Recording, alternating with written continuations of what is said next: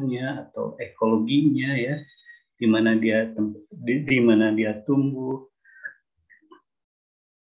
habitatnya seperti apa, kemudian juga manfaatnya untuk apa gitu ya, jenis-jenis flora yang kita temukan itu ya selama kegiatan eksplorasi. Nah, ini merupakan bagian dari kegiatan survei hutan.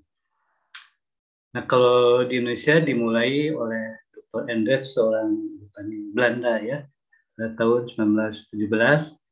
Nah, sejak saat itu, di Lembaga Penelitian Hutan yang melakukan kegiatan survei hutan atau eksplorasi ya, di Lembaga Penelitian Hutan itu adanya, kalau di Bogor itu di Gunung Batu ya, itu Lembaga Penelitian Hutan. Kalau sekarang tuh Balitbang Kehutanan dan Lingkungan, kemudian berubah lagi ya, karena semua lembaga penelitian dimanapun di setiap kementerian, kalau sekarang ya kehutanan, pertanian, semuanya gitu, sekarang ditarik menjadi atau ya bagian dari BRIN ya, Badan Research dan Inovasi Nasional ya, termasuk LIPI juga di situ.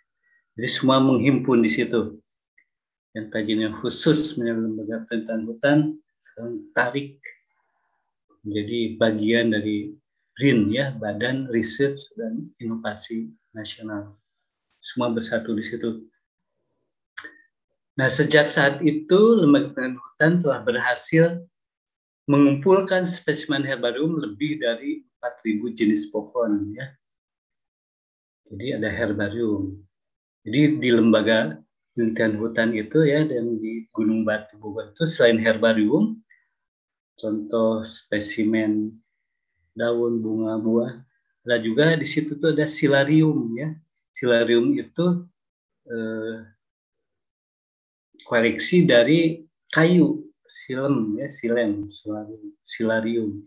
Jadi dari kayu itu, anatomi kayu, kita juga bisa menentukan jenis dari kayu itu ya.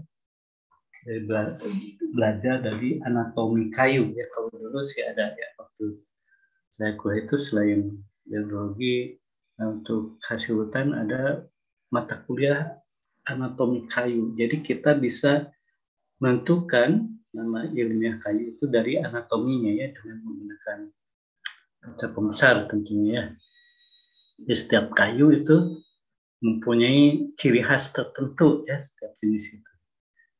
Apalagi kalau herbarium ya, itu lebih mudah lagi lah kira-kira seperti itu dibandingkan dengan anatomi kayu, silarium ya.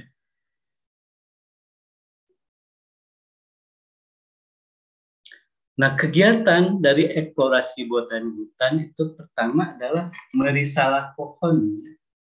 Jadi mencatat sifat botanis atau morfologi dan ekologi ya, tempat tumbuh dari jenis pohon tersebut. Jadi catat morfologinya dari daun, bunga, buah, batang ya.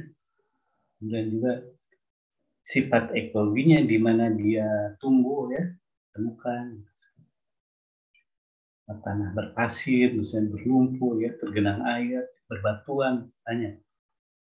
Kemudian mengumpulkan bahan herbarium. Jadi selama kegiatan itu kita harus mengumpulkan bahan herbarium. Ya.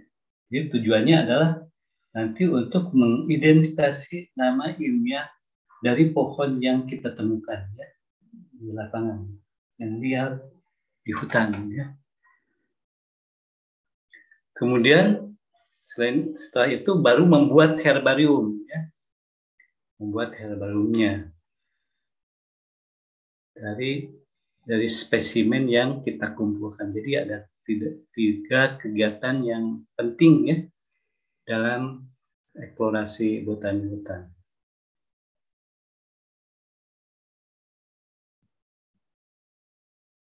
Metode, jadi bagaimana kita melakukan eksplorasi botani ya, dilakukan dalam jalur-jalur pengamatan ya. Jadi kita buat jalur itu panjangnya 1 kilometer ya, 1.000 meter. lebarnya 10 atau 20 meter ya. Kita buat jalur kanan kiri itu 10, 10, 20 ya. Memotong tegak lurus kontur.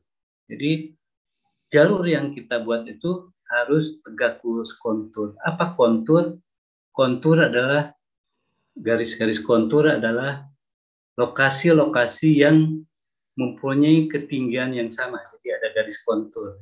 Jadi ada peta kontur. Peta kontur itu berupa garis-garis ya, lingkaran-lingkaran itu. Nah, itu yang menghubungkan garis-garis itu menghubungkan tempat-tempat atau lokasi yang mempunyai ketinggian yang sama ya. Garis-garis kontur, ada peta kontur. Jadi kalau kita lihat peta kontur itu ya peta yang berisi apa namanya lingkaran-lingkaran garis-garis kontur ya. Jadi kalau kita melihat peta kontur ya semakin renggang garisnya itu semakin datar ya. Tapi kalau semakin rapat ya, kalau kita bukit gitu maka garis-garis kontur itu akan semakin rapat. Jadi semakin rapat garis kontur itu menunjukkan bahwa itu semakin curam ya, dan menunjukkan pegunungan atau bukit seperti. Atau tegak lurus pantai. Jadi kalau kita mulai dari pantai, misalnya hutan pantai ke dalam ya sampai dataran rendah atau pegunungan, itu tegak lurus pantai. Jadi maksudnya apa tegak lurus kontur ya, tegak lurus. Itu untuk mendapatkan komposisi jenis yang lebih mewakili berdasarkan ketinggian. Jadi kalau kita membuat jalur pengamatan tegak lurus kontur, maka setiap ketinggian itu 100 meter misalnya, itu akan merubah komposisi jenis ya. Gitu. 100 itu akan berubah tuh.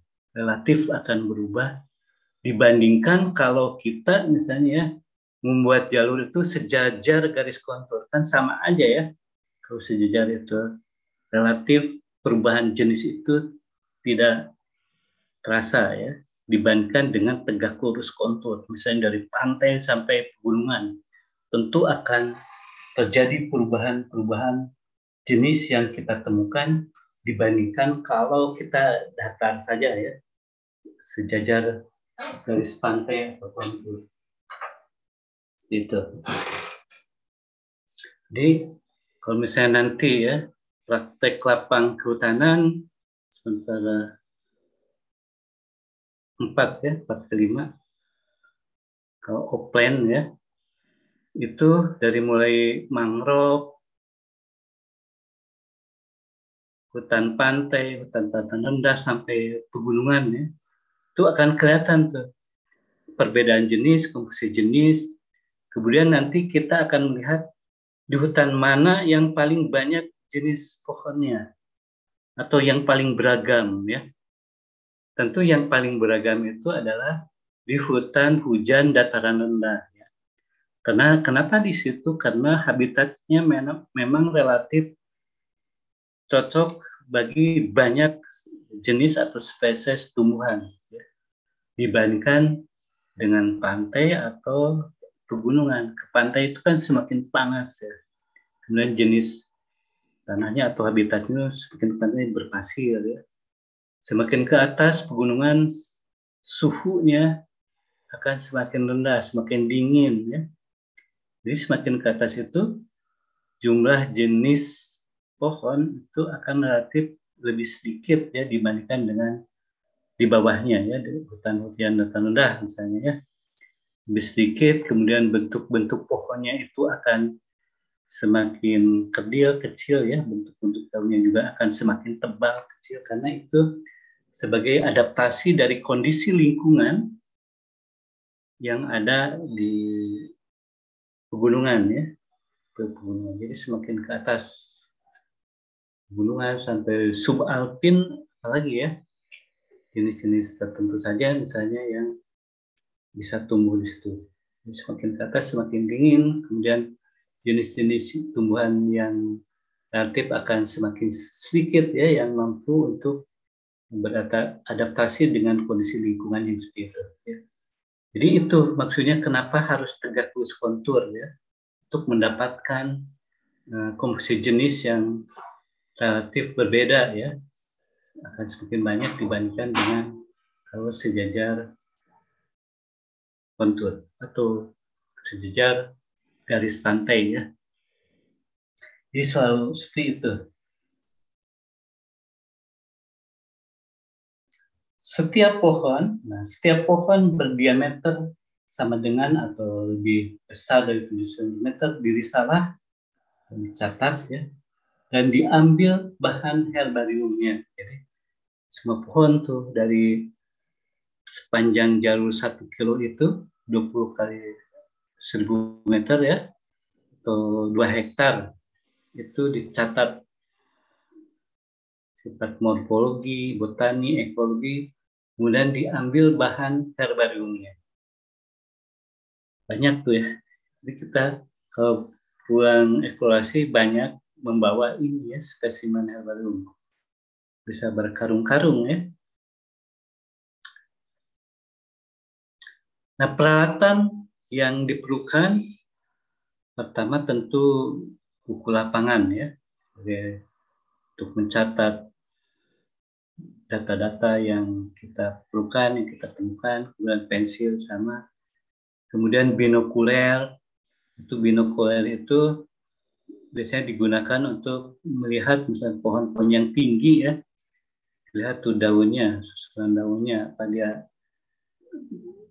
majemuk atau tunggal atau ada buahnya, gitu ya, untuk kepentingan identifikasi. Kepentingan gunting dahan untuk memotong herbarium ya, spesimen, parang, golok untuk membuat jalur pengamatan, tabel, kertas koran bekas untuk herbarium, juga sasar, warna alkohol untuk herbarium, kantong plastik besar, kemudian ketepel. Nah, ketepel itu kita perlukan untuk mendapatkan spesimen herbarium apabila misalnya susah untuk dipanjat atau diambil secara langsung ya, dengan menggunakan ketepel. Jadi kita membuat ketepel, kemudian nanti sebelum masuk hutan biasanya kita mengumpulkan, mencari kerikil ya, betul kerikil untuk nanti digunakan untuk ketepel ya. Kemudian kamera, dokumentasi, telegrafia untuk membuat jalur ya, atas jalur, kemudian kompas itu untuk arah jalur biar lurus ya, lurus, tegak lurus, misalnya arah utara, arah selatan, arah timur, arah barat gitu ya. Dengan kompas tentu kita bisa punya patokan ya.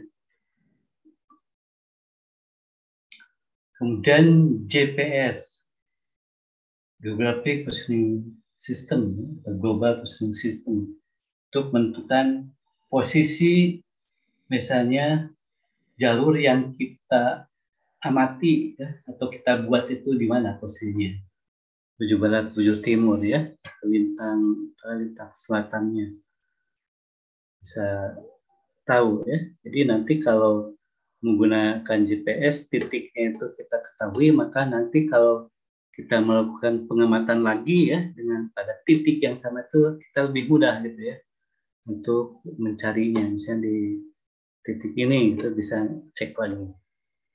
Nah, selain itu juga yang diperlukan adalah peta ya, peta.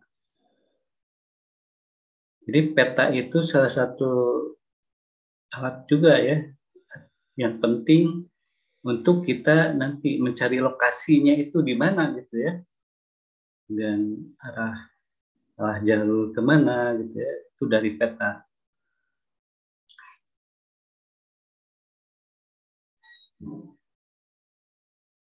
Jadi kalau kita mau survei ya atau eksplorasi, maka peta itu penting ya. Bisa kita membuat di sini gitu ya, berdasarkan peta itu. Kita tinggal ngecek nanti ya, pas kita ke lapangan dengan menggunakan peta itu.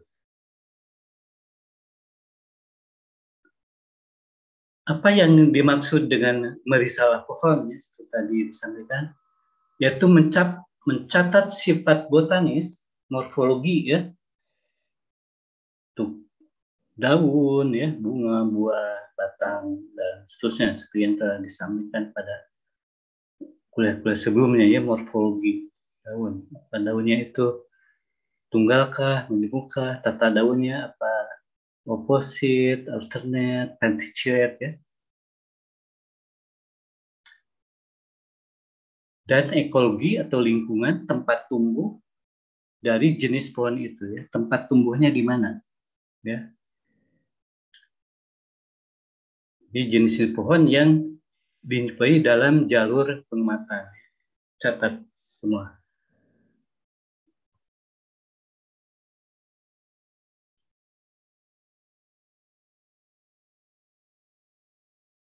Data yang dikumpulkan antara lain lokasi, ya, lokasi kita melakukan eksplorasi, ya, atau survei, nama lokal dari jenis pohon yang kita temukan, ya, penting, ya, dicatat.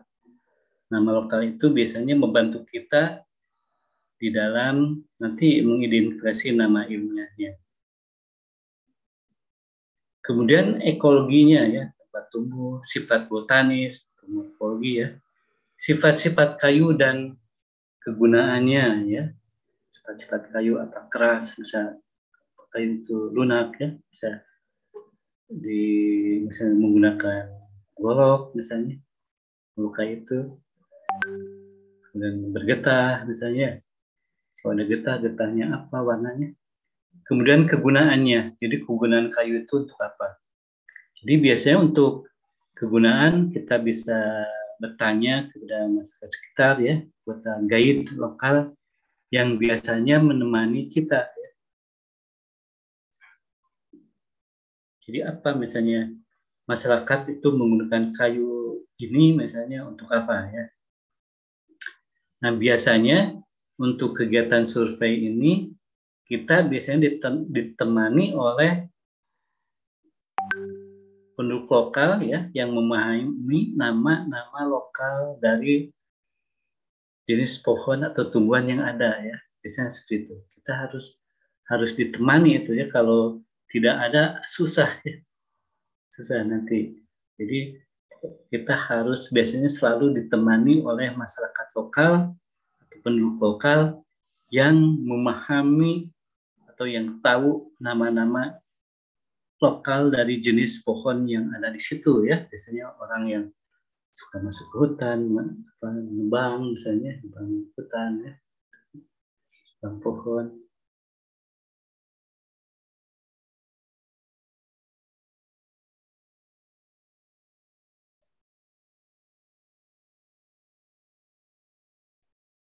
Ya, seperti ini, ya. Ini bisa kita membuat jalur, ya, jalur eksplorasi pengamatan. Jadi peta itu menjadi penting, di mana posisi kita membuat jalur, ya, tetapkan ke arah mana. Nah kalau di hutan itu ada pal batas seperti ini, ya, ada foto ini, ada pal batas tembok, ya.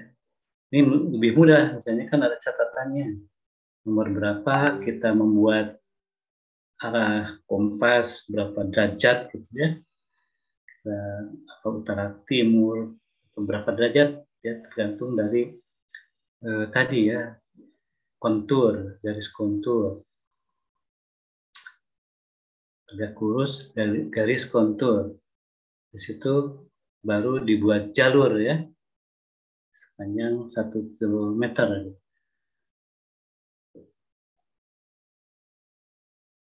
Nah untuk kerja di hutan, ya, penting juga menggunakan berbagai untuk keselamatan, ya, berbagai perlengkapan, menggunakan sepatu bot, ya, gitu.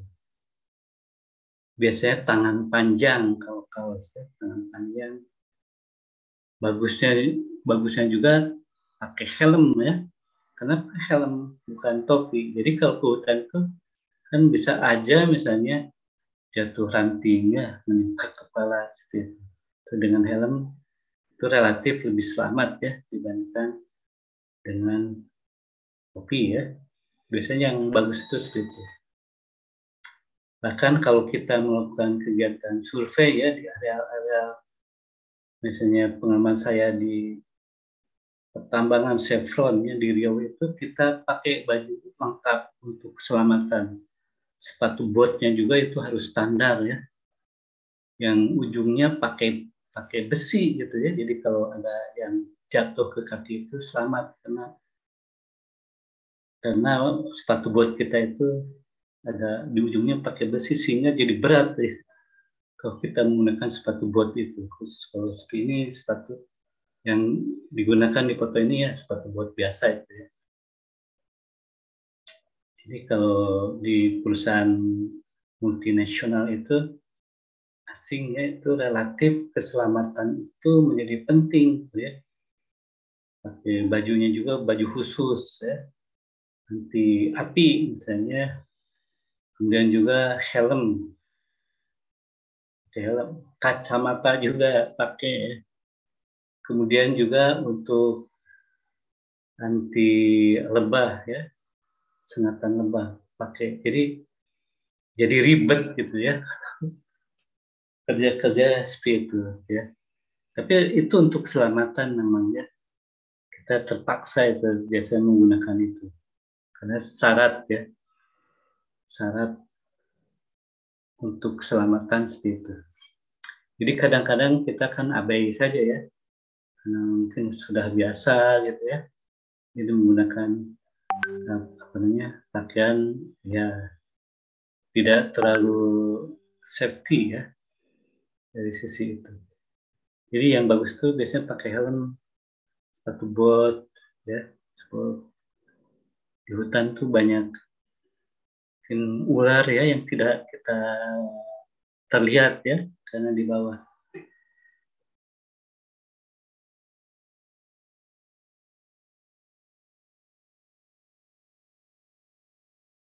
Nah, ini pengamatan sifat morfologi ini foto-foto praktikum ya sini. Praktikum ekologi. Jadi ya dari sisi safety kan tidak memenuhi syarat ya. Baik, jadi sifat morfologi pohon diamati ya. Daun majemuk, daun tunggal, kemudian batangnya apa? Licin, bergelombang ya. Kemudian diukur dimensi pohon, diameter keliling ya, kelilingnya berapa. Jadi untuk mengukur diameter pohon ada dua pita ukur, ada pita ukur yang umum ya, jadi yang hasilnya keliling nanti dikonversi akan menjadi diameter ya, luas atau keliling itu kan ada rumusnya, formulanya. Kemudian ada juga namanya T-band, atau T-band itu biasanya kita langsung mendapatkan berapa diameternya ya, tanpa harus mengkonversi ya.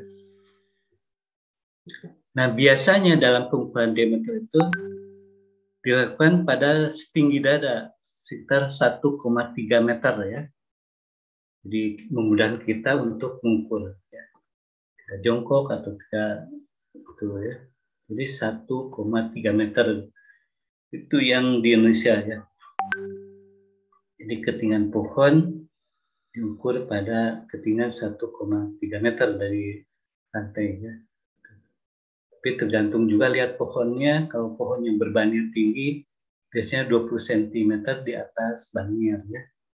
Ada aturan-aturan bagaimana kita mengukur pohon. Bagaimana kalau pohonnya itu bercabang ya, dilihat aja gitu.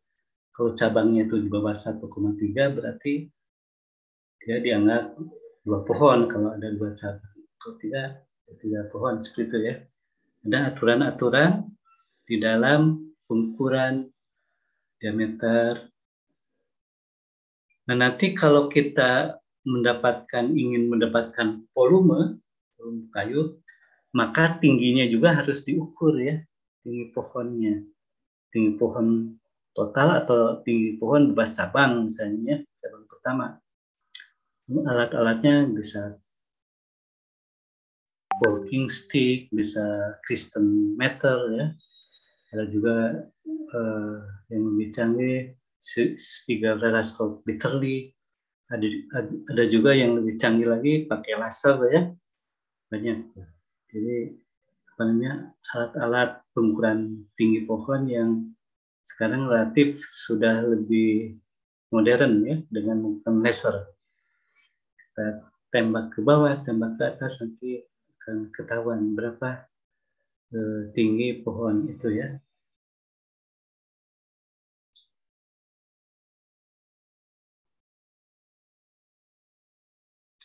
Nah, mencatat data morfologi batangnya, seperti apa? Apa misalnya dia itu misalnya licin ya, batangnya bergelombang ya, atau bisa seperti ini apa bergelang ya, karena itu biasanya yang setiap jenis itu ada ciri-ciri tertentu ya, ada batangnya.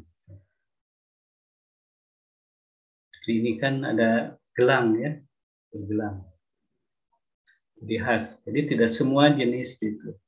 Ada yang bergelombang, ada yang berwarna hitam ya, seperti famili itu apa Ebenaceae ya, di Diospyros kan itu berwarna hitam ya, kulit batangnya. Seperti itu. Ada bergetah atau berdamar ya. Jadi morfologi batangnya dicatat. Bisa juga dilukai apakah misalnya dia bergetah ya. Kalau bergetah, bergetahnya atau getahnya warna apa? Putih, kuning, merah, hitam ya. Itu membantu kita di dalam nanti mengidentifikasi. Nah, kalau Bapak ini kan pakai helm ya, itu lebih relatif tentu lebih aman dibandingkan kalau pakai topi saja ya.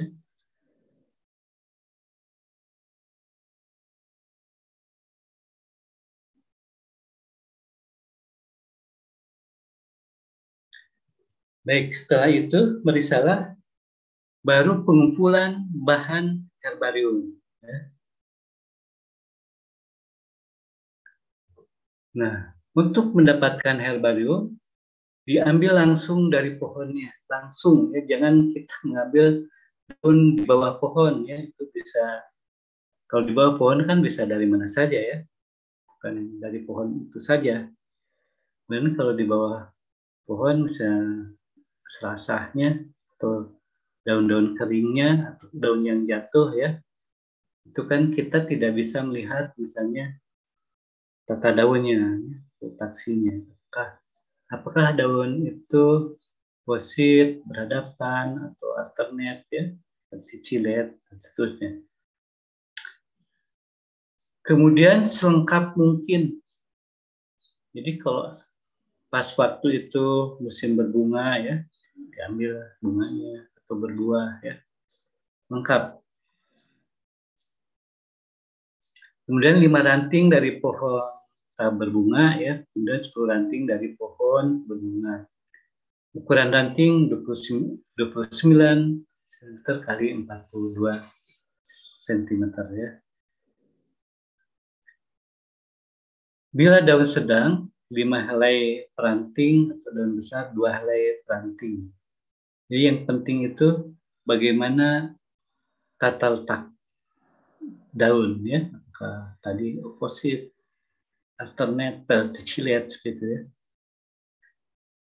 Tiap ranting diberi label bersih data, setiap ranting daun ya, itu nama pengumpul atau kolektor, nomor koleksinya berapa, kemudian tanggal, bulan, tahun kita melakukan eksplorasi ya, nama tempatnya di mana tempat kita melakukan eksplorasi.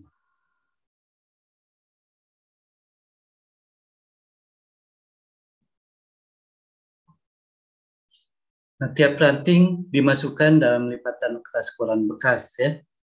Itu bisa cara kering dan membuat herbarium, bisa cara basah ya. Gitu.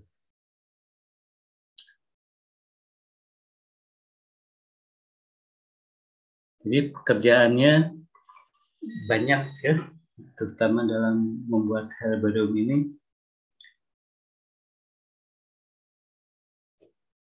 Jadi dalam membuat herbarium bisa cara kering atau cara basah ya.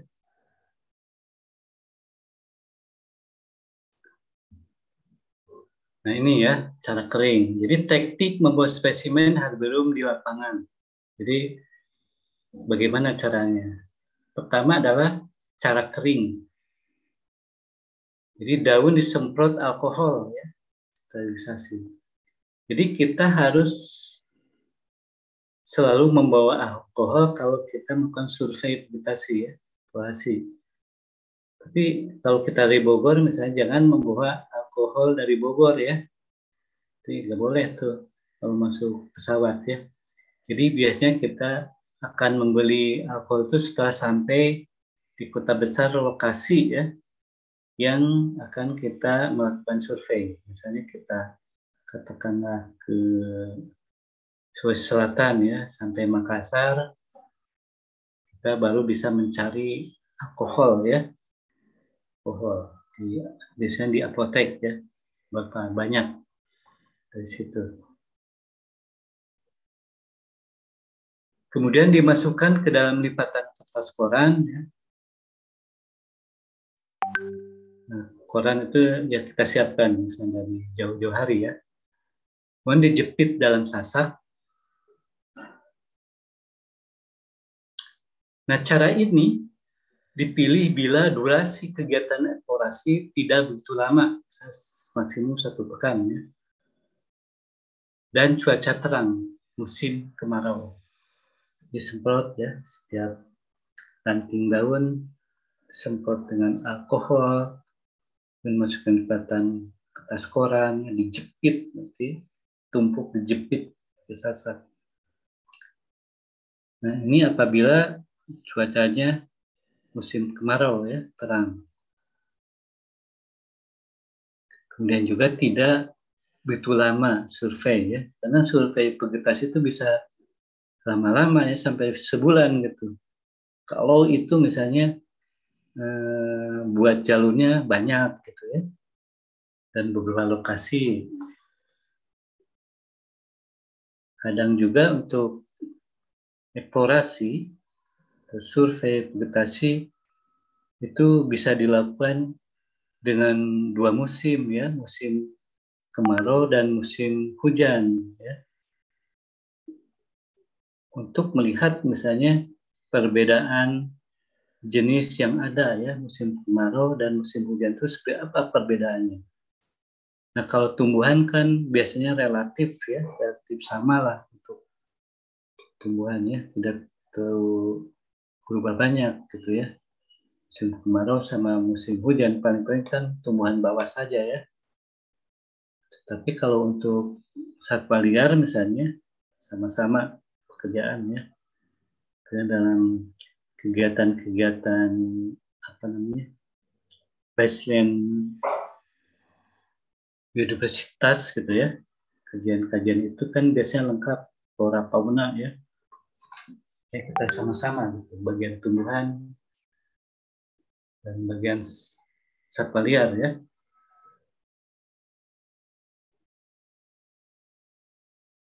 Jadi cara kering itu apabila kegiatan eksplorasi tidak lama ya, maksimum 1 minggu, 1 pekan, dan cuacanya terang, musim kemarau. Itu kita dengan cara kering. Nah, kemudian ini musim hujan, cara basah. Bagaimana cara basah? Spesimen herbarium dimasukkan ke dalam lipatan koran. Kalau tadi kan disemprot dulu ya, semprot dulu spesimen herbariumnya baru dimasukkan koran. Kalau ini spesimen herbarium dimasukkan ke dalam lipatan koran ya, kertas koran yang berspesimen digabung dan diikat, kemudian dibasahi alkohol secara merata. Jadi banjur gitu ya, alkohol. Nah, biasanya kita campur alkohol dengan air ya. Dengan alkohol 70%, airnya 30%. Untuk apa namanya? agar alkohol yang kita gunakan itu misalnya mencukupi ya. Kemudian dimasukkan ke dalam kantong plastik besar, selanjutnya diikat atau ditutup dengan rapat supaya alkohol tidak menguap keluar ya. Nah, cara ini dipilih apabila durasi kegiatan eksplorasi berjalan lama, lebih dari 1 pekan, 1 minggu, dan cuaca basah, musim hujan ya. Jadi kita menggunakan cara basah ya kalau eksplorasi yang kita lakukan atau survei yang kita lakukan itu pada musim hujan dan waktunya relatif lebih lama.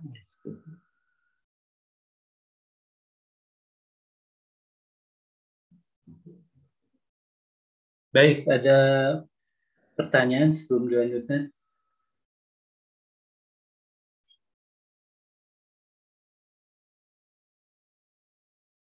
Baik, kalau tidak ada, saya lanjutkan ya. Jadi ada cara kering dan cara basah ya dalam membuat herbarium di lapangan ya.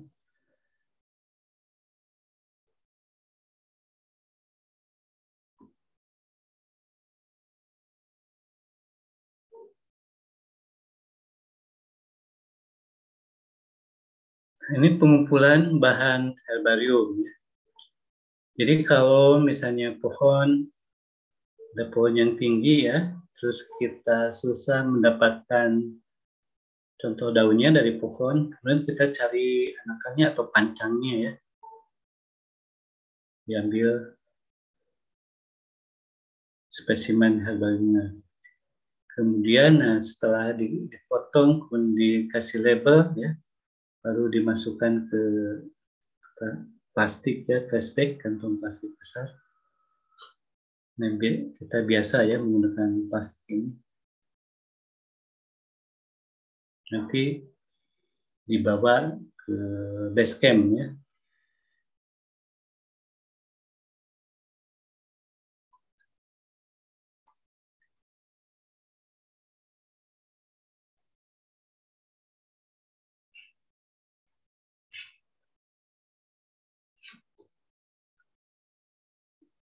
Jadi, bagaimana cara memperoleh spesimen herbarium? Tentu memetik langsung dari pohonnya.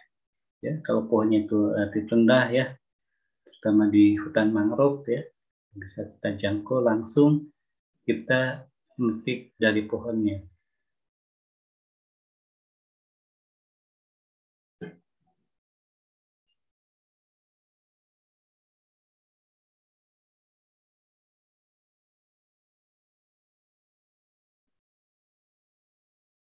Kemudian memanjat pohon kalau relatif tinggi ya, tidak bisa dijangkau. Pohon sama ya untuk mendapatkan spesimen. Kemudian kalau dia berbuah ya, diambil contoh buahnya ya seperti ini. Hutan mangrove ya.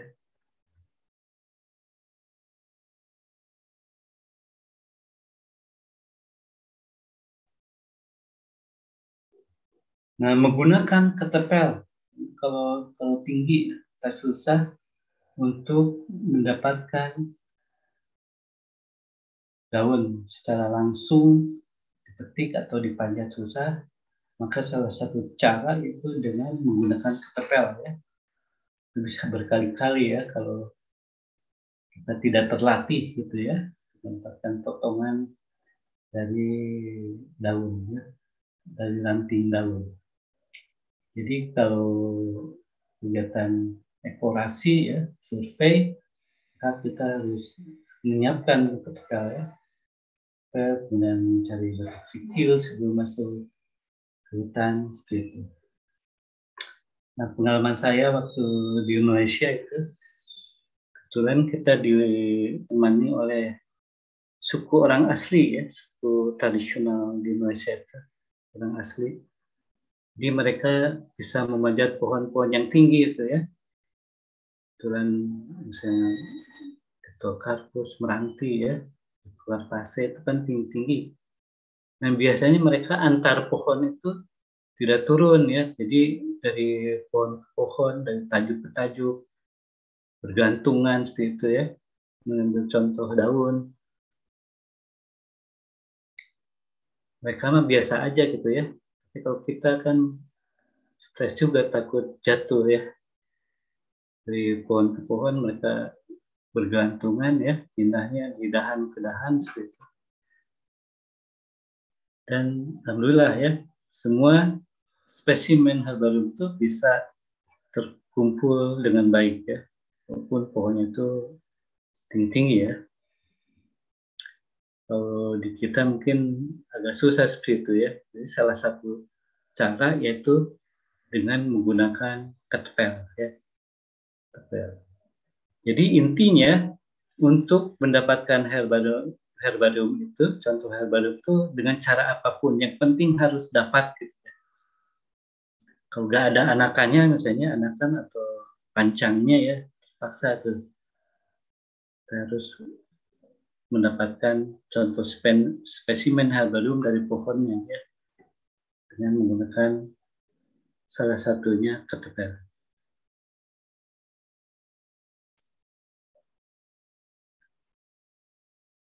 Nah, ada cara lain ya untuk membantu di dalam kegiatan mengumpulkan herbarium, yaitu dengan bantuan beruk ya, monyet ekor panjang.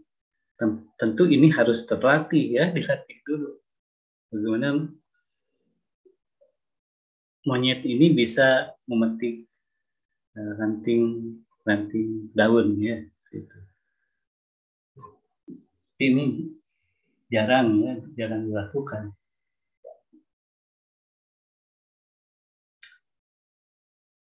Jadi intinya disampaikan tadi bagaimana kita mendapatkan contoh spesimen herbarium untuk mendapatkan nama ilmiah yang benar ya dari jenis itu ya.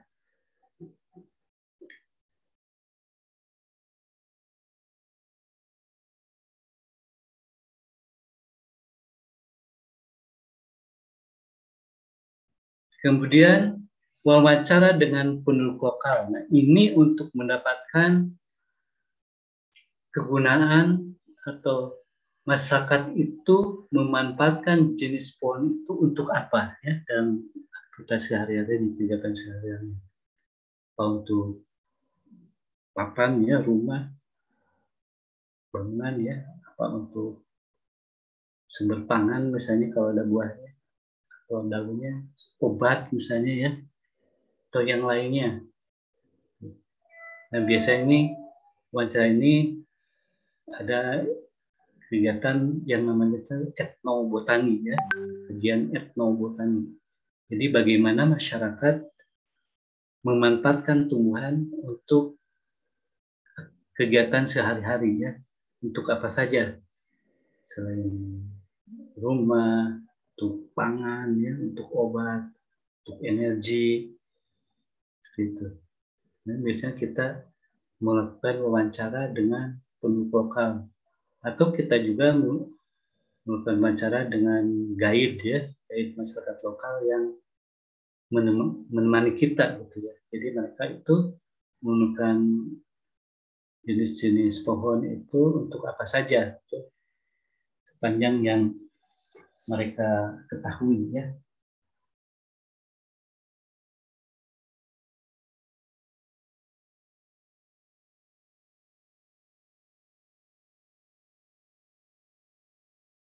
Nah, seperti ini ya, salah satu bentuk pemanfaatan oleh masyarakat lokal ya.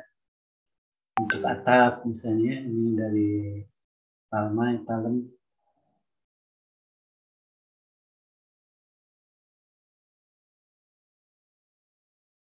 Atap untuk rumah ya, untuk kayu, untuk rumah misalnya.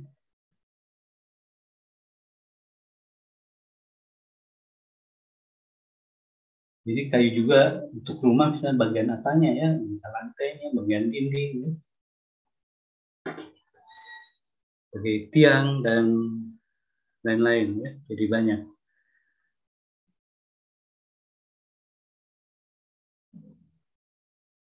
Contoh spesimen herbarium ya, ranting daun, sering daun dan bunga. Mungkin praktikum sudah ya, tugas membuat herbarium.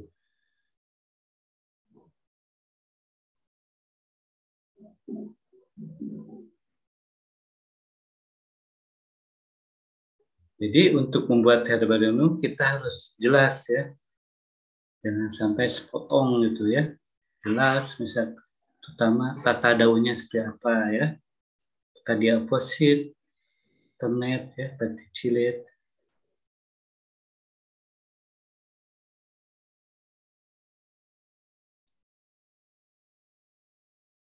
Tunggal atau majemuk ya.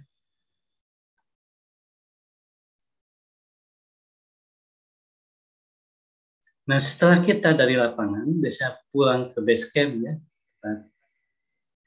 kita menginap ya, kita harus tuh menata ya, menata herbarium yang kita bawa dari lapangan, kemudian nanti dirapihkan ya dalam kertas koran, disasak, kemudian ya tadi di cara kering atau cara basah ya, tergantung waktu kita melakukan survei atau eksplorasi atau lamanya ya, seperti yang telah disampaikan sebelumnya.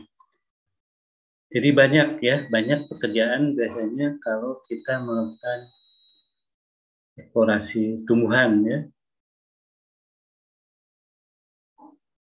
Selain itu, setelah kita nyiapkan herbarium, tentu ada pekerjaan lain ya, yang menguras waktu juga ya. Terutama nanti di dalam kegiatan identifikasi nama ilmiah dari tumbuhan itu yang benar ya. Jadi bedanya tumbuhan dengan satwa liar, misalnya katakan dengan burung ya. Kalau burung kan tidak banyak, ratusan mungkin ya. Tapi kalau tumbuhan kan ribuan ya, puluhan ribu. Jadi relatif lebih banyak. Jadi susah untuk mendapatkan misalnya field guide dari tumbuhan ya, saking banyaknya. Misalnya di Jawa saja berapa jilid ya yang buku Flora of Java ya, 4 jilid kalau salah, tebal-tebal. Tempat lain tentu berbeda lagi ya, beda dengan ya field guide untuk satwa liar itu kan relatif sedikit ya jenisnya dibandingkan tentu dengan tumbuhan. Jadi tumbuhan itu menyita waktunya di situ ya, di membuat herbarium sama nanti diidentifikasi nama ilmiah.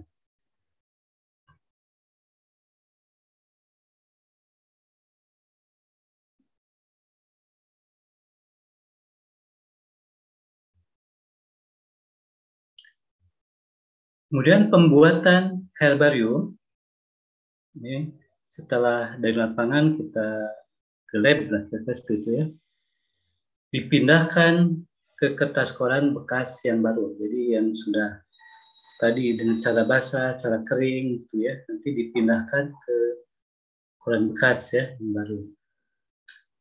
Kemudian dijepit dalam sasak, kemudian dikeringkan ya. Kalau ya dengan cara apa ya, misalnya dengan tungku, dengan oven, ya listrik ya, kompor atau dijemur. Kalau itu musim panas ya, kemarau. Kemudian setelah itu diberi racun agar lebih awet ya setelah kering.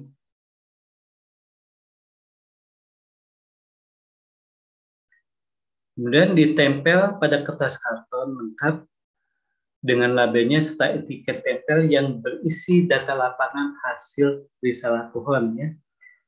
Nanti ada nama ilmiahnya, familinya ya, kemudian morfologinya, biasanya bentuk daunnya apa ya, atau tata letak daunnya seperti apa, bentuk daunnya apa, tunggal majemuk ya, opposite, alternate, verticillate ya, kemudian pembungaannya seperti apa,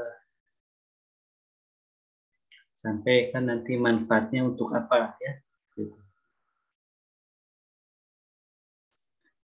data morfologi, data ekologinya. Nah, herbarium dimasukkan ke dalam rak atau lemari dalam ruangan tertutup dengan suhu stabil. Ya.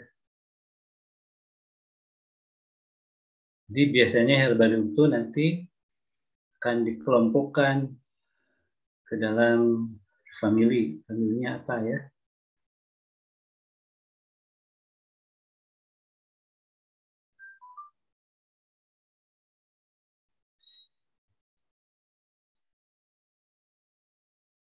Macam penguatan herbarium pertama adalah herbarium stunting daun ya, lengkap tuh stunting daun, koleksi kering biasanya berupa buah misalnya atau koleksi basah bisa umbi atau buah, kemudian koleksi biji ya.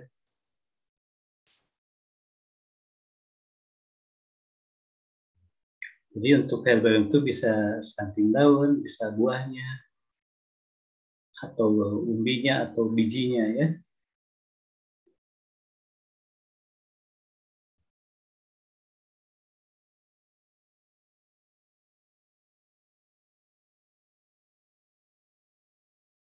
Jadi intinya di dalam herbarium itu nanti kita ingin menentukan nama ilmiah dari jenis pohon itu. Jadi nama ilmiah itu kan bisa pertama kita bisa menggunakan kata kunci ya, kunci identifikasi. Nah, kunci identifikasi itu membentuk kita mengarahkan nama ilmiahnya itu apa. Setelah ketemu, nanti kita untuk mendapatkan nama yang sahih, yang benar-benar ya, atau yang betul, kita harus melihat contoh herbarium yang ada kan seperti itu ya, diakurkan kalau persis semuanya ya, ciri-ciri daunnya atau ciri-ciri morfologinya persis sama, berarti ya itu nama ilmiah dari jenis pohon yang kita identifikasi ya.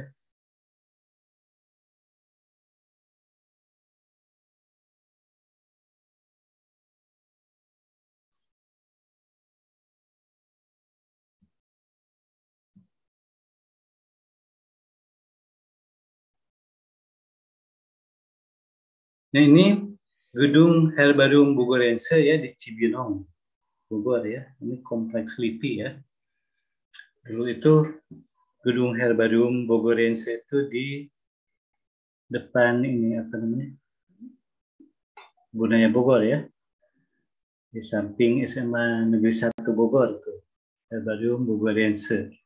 Jadi kalau kita ingin mendapatkan nama ilmiah yang benar, biasanya kita mengirim ya contoh herbarium ini ke sini. Herbarium Bogorense ya. Atau kita mengidentifikasi sendiri di Herbarium Bogorense ya, untuk sambil belajar gitu ya, bisa juga seperti itu. Jadi Herbarium Bogorense itu herbarium yang paling lengkap di Indonesia ya. Spesimen itu lebih dari 2 juta spesimen ya, berbagai spesimen contoh herbarium ya. Selain tadi ya, di lembaga penelitian hutan yang relatif kan tidak terlalu banyak ya kalau di lembaga penelitian hutan herbariumnya dibandingkan dengan herbarium Bogorense. Banyak berbagai habitus ya. Lembaga hutan kan lebih ke pohon.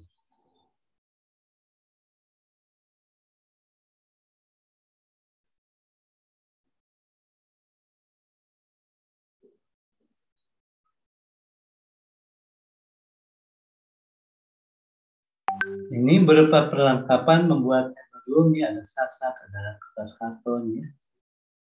Biasanya ada seng yang bergelombang ya dalam kegiatan pengeringan.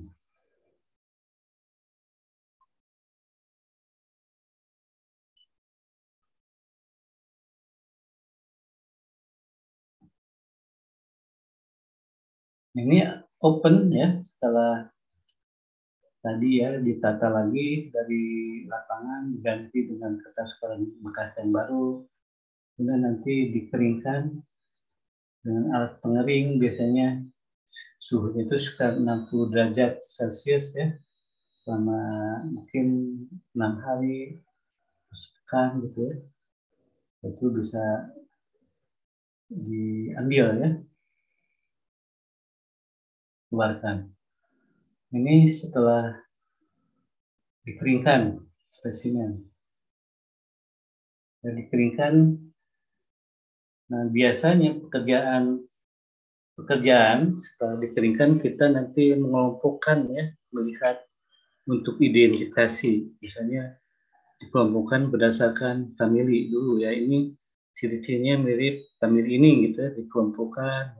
Setelah itu baru nanti diidentifikasi nama ilmiahnya ya. Dengan tadi dengan bantuan kunci identifikasi, setelah itu baru melihat contoh herbarium yang ada di situ ya, misalnya herbarium bugorensis. Contoh, kalau persis sama nanti itu nama ilmiah yang benar ya untuk jenis itu.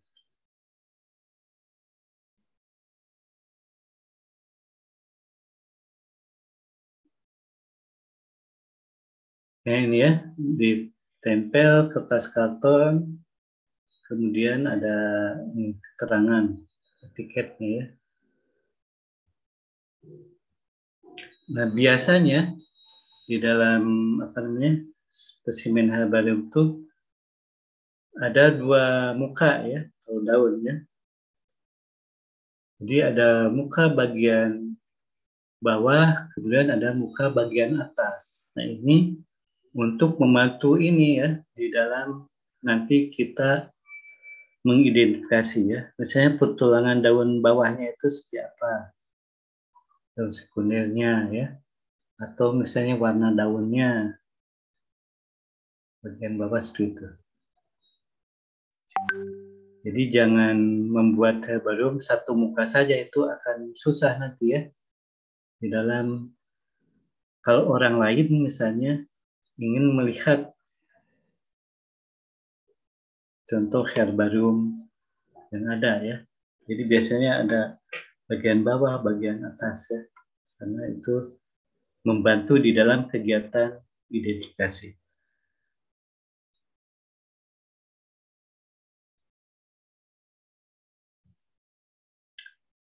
Ini rak-rak di dalam lemari ya, berisi herbarium.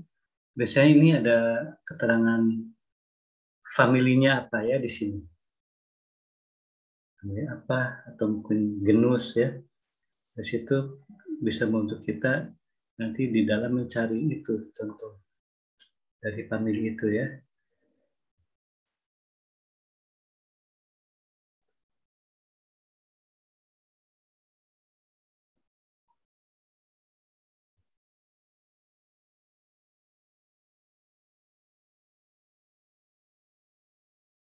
Ini koleksi kering buah ya.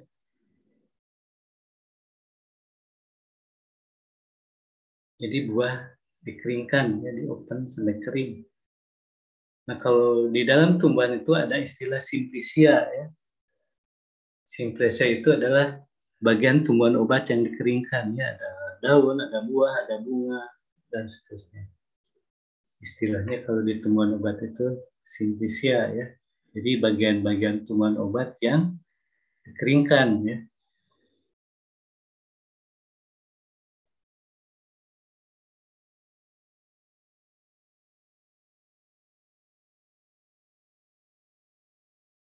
Ini koleksi basah ya, jadi disimpan di dalam stoples di ini ya, kemudian direndam ya dengan menggunakan alkohol atau yang lain ya, agar dia dapat tahan lama ya seperti itu. Jadi kita bisa melihat contoh-contoh koleksi basah atau kering ya, terutama yang ada di Herbarium Bugorense yang lengkap ya. Jadi kalau kita ingin melihat spesimen yang lengkap tentang herbarium, kita bisa melihatnya di Herbarium Bogoriensis gitu.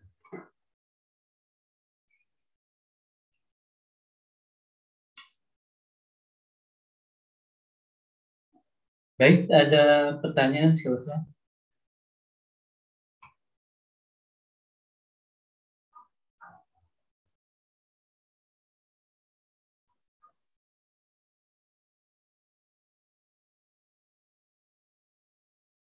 Jadi untuk kuliah genealogi ya, itu sampai hari ini tentu ya sesuai dengan jadwal. Jadi kita telah menjelaskan, telah menyampaikan paling tidak 32 famili ya, yang telah disampaikan pekan-pekan sebelumnya. Tentu itu terlalu sedikit ya, 32 famili ya, dibandingkan dengan ribuan jenis pohon ya yang ada atau puluhan ribu yang ada di Indonesia. Tapi paling tidak dengan dendrologi itu kita bisa bagaimana mempelajari suatu jenis pohon ya, caranya seperti apa yang diperlukan, data apa yang diperlukan ya, tentang morfologinya, ekologinya, manfaatnya seperti apa, bagaimana nanti mengidentifikasinya, bagaimana kita mengumpulkan data lapangan ya, seperti ini hari ini.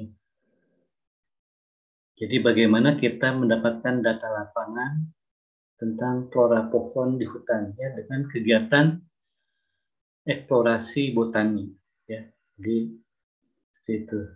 Jadi pada ujungnya kegiatan-kegiatan survei vegetasi atau survei flora, eksplorasi ya, itu adalah mendapatkan nama ilmiah yang benar, yang sesuai dengan aturan ya yang ada atau perkembangan yang ada. Jadi kalau kita lihat data botani ya, terutama klasifikasi itu terus berkembang ya dengan semakin berkembangnya ilmu dan teknologi ya, dengan DNA, kajian DNA atau genetik ya, perubahan-perubahan famili pasti akan ditemukan ya. Jadi ilmu taksonomi terutama itu tidak bersifat statis ya, terus dinamis mengikuti perkembangan ilmu dan teknologi ya. Jadi di dalam identifikasi juga seperti itu ya. Jadi dalam kegiatan-kegiatan penelitian misalnya ya yang dilakukan oleh teman-teman di silvikultur ya, mereka menggunakan misalnya cara-cara kuantitatif ya untuk menentukan nama ilmiah gitu ya dari satu jenis pohon ya. Itu banyak penelitian-penelitian yang telah dilakukan. Baik, itu barangkali ya. Jadi karena ini sebagai penutup ya. Jadi kami staf pengajar dan asisten praktikum, mohon maaf bila ada kehilafan juga kekurangan dalam pelaksanaan kuliah dan praktikum mata kuliah genealogi secara daring selama ini ya. Tentu keterbatasan ya dengan cara daring dibandingkan dengan offline. Kerjasama dan kerja keras kita melakukan ibadah yang disembah Allah Subhanahu wa taala. Amin. Gitu ya. Mungkin jadwal UASnya sudah ada atau praktikumnya. Kalau praktikumnya sudah belum deh ya? Ujian praktikum. Sudah ada jadwal Pak, tanggal 4. Tanggal 4, praktikum hari Sabtu ya? Iya betul Pak, hari Sabtu. Sabtu, jadi selamat ya. Tapi itu mungkin secara daring juga ya. Daring, mungkin ditampilkan gambarnya, kemudian kita tebak namanya, nama lokal, nama jenis, ya, nama ilmiah, nama famili. Sebentar. Harus banyak dilihat ya. Kalau dulu itu kita melihat kalau sepulang dari kampus ya, karena biasanya sumbernya itu dari sekitar kampus, kita melihat-lihat font yang ada di situ, di arboretum ya, untuk menghafal daun atau contoh-contoh herbarium yang kita punya. Baik, mungkin itu ya. Selamat ujian praktikum. Besok juga UAS-nya ya, mungkin pekan depan. Kalau tidak salah mulai tanggal 7 ya, UAS dan selama 2 pekan. Selamat menempuh UAS. Terima kasih atas pertanyaannya. Silakan dibuka kameranya atau videonya ya. Apalagi yang belum pernah membuka, biar saya kenal. Nanti kalau ketemu di kampus, insya Allah semester depan ya, sudah bisa offline, mudah-mudahan kita bisa ketemu ya.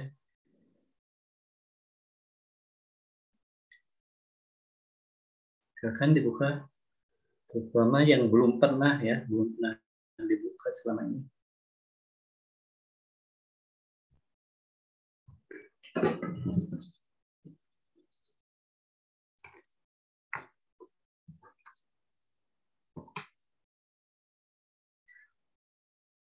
Jangan lupa juga mengisi ini ya, nanti presensi online-nya saya sudah isi acaranya. Baik, Kintan Alifioni. Hadir Bapak. Hadir ya.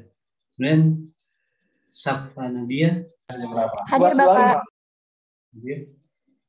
Kemudian Korina Rahmadani. Hadir Bapak. Hadir ini ya. Maulana Zaki. Hadir Bapak. Hadir. Muhammad Ridwan. Hadir Pak. Desti Eka Sapitri. Hadir Bapak. Fernanda Reza Putra. Hadir Pak.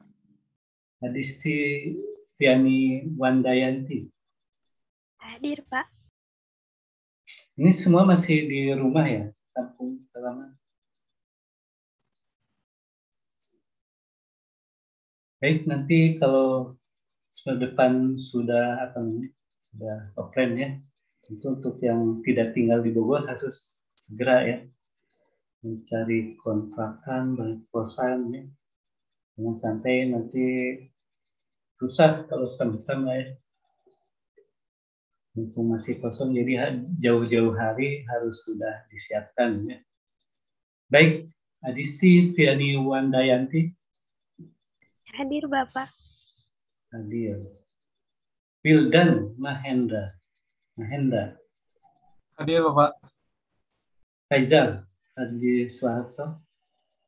Hadir Pak. Muhammad Uqbah. Hadir Pak. Satya Adam. Hadir Pak. Sarifah Raihan Wulandari. Hadir Pak. Asti Yuliantini. Hadir Pak. Farhan Fuadi. Hadir Bapak. Gamal Fauzan. Hadir Bapak. Chandra Pradana. Hadir Pak. Awanda Nabila. Hadir Bapak.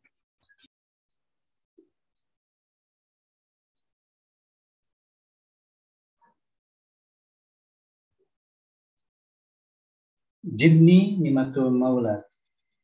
Hadir Pak. Intan Dwi Rianti. Hadir Pak. Memraihan. Hadir Pak. Nindi Milistaskar. Hadir Pak. Bintang Dewandaru. Hadir Pak. Akila Kendra Ajahra. Hadir Pak. Devia Agnisa Soliha. Hadir Bapak. Wahyu Nur